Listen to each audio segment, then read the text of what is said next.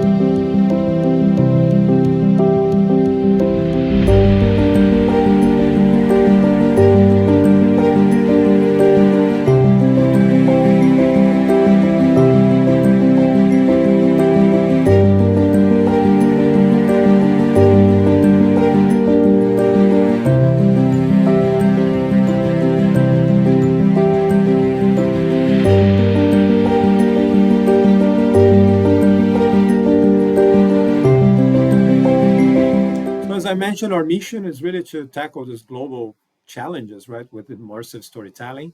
So we created tools that are available online on virtual reality, video, 2D and 360, augmented reality as well, when you use your phone and a camera, right, to overpose some virtual elements to the real world.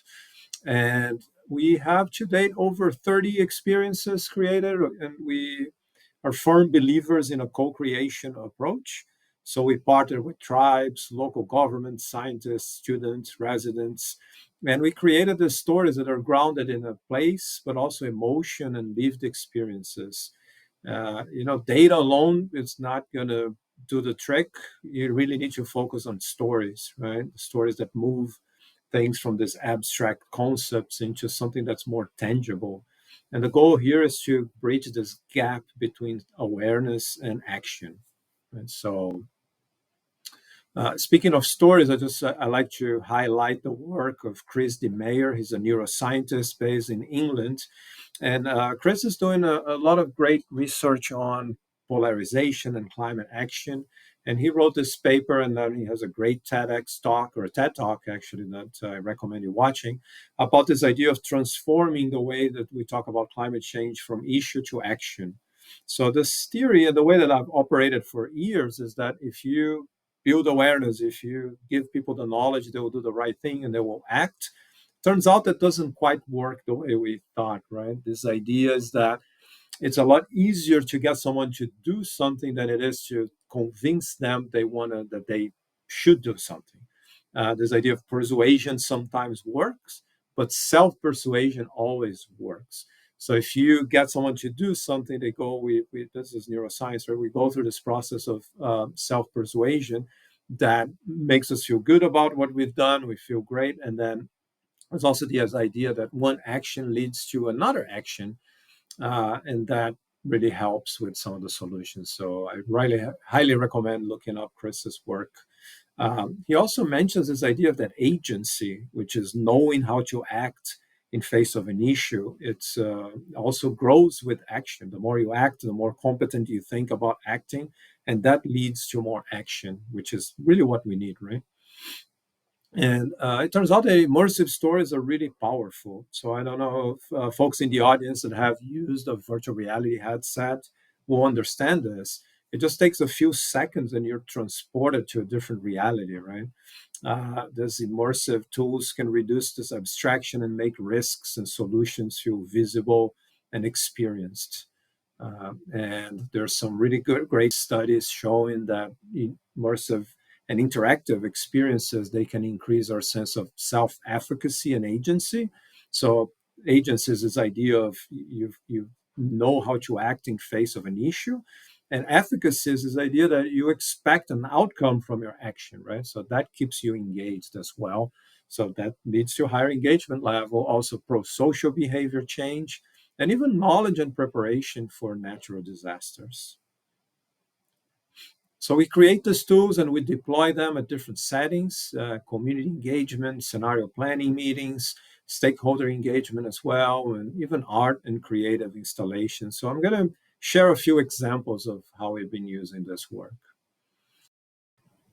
So the first VR experience that we developed here where I live in the city of Santa Cruz in California, it was available at the public library for about 10 weeks. We had 3 headsets that people could check out and go through the experience about sea level rise.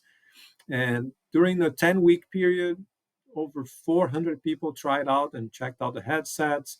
We had a mini survey, and nearly 80% of the participants declared a significant increase in their awareness about sea level rise. So it's a very effective educational tool.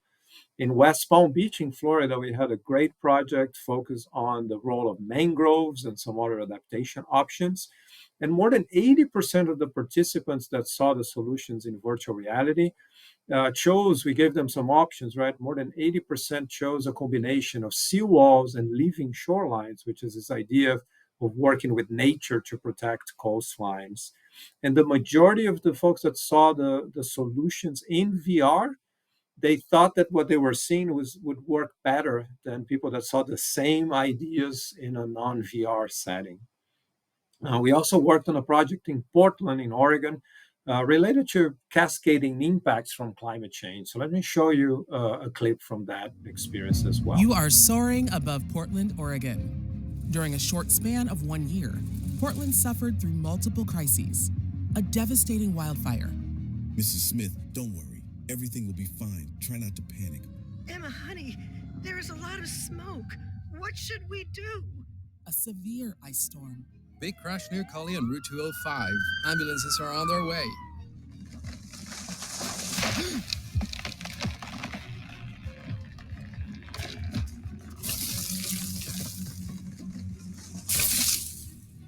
And an unrelenting heat wave.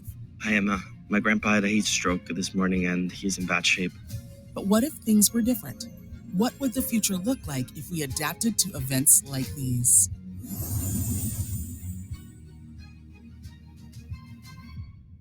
Welcome to Rising Together, Stories of Resilience in a Changing Climate. So this is a virtual reality experience that we co-created with Portland State University. And we had a workshop, 2-day workshop in Portland where we showed the VR to all the participants. It was a big event with community members, state, county, and city officials. Even the chief resiliency officer of the state showed up.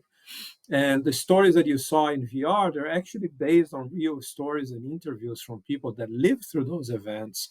So we use these realistic views, 3D models, drone footage, animation to show what happened. But you look at the risks, but more importantly, we look at the solutions.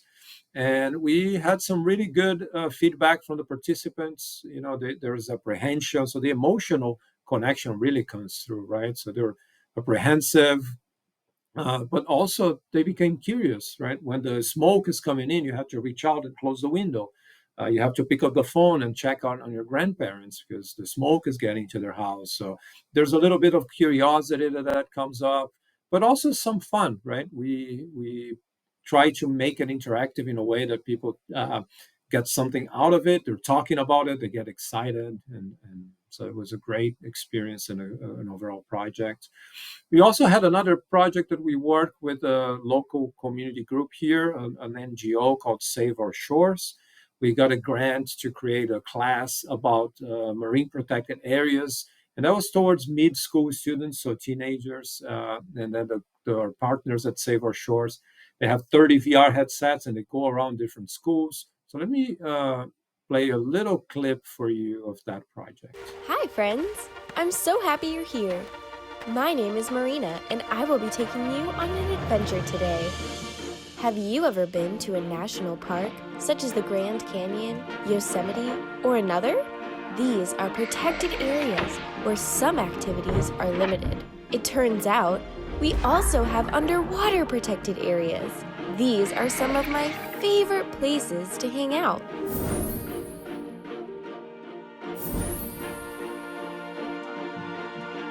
Wow!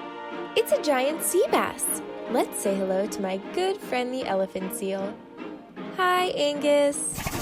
It feels great to be underwater. Great! You found a sheephead. Let's get started. Step into the submarine. So after about a year or so that the program started, the Save Our Shores team interviewed over 300 students, and we found some really great results. 90% of the students, so almost all of them, they were excited. They couldn't wait to tell their parents and friends about what they've seen on the experience. More than half of them could remember at least 5 species in a marine protected area. So this idea of knowledge retention, right? And my favorite number here is like 20%. So it seems small, but there's over 50 students and 50 kids that wrote letters to their state senators advocating for the enforcement of MPA regulations. So that was a really great example where we got the action, like the experience leading into an action. So we're trying to build more on that. So I think I'm going to leave it at this, and looking forward to some questions. And thank you so much for having me again. And I'm looking forward to talking a little bit more. Thank you so much.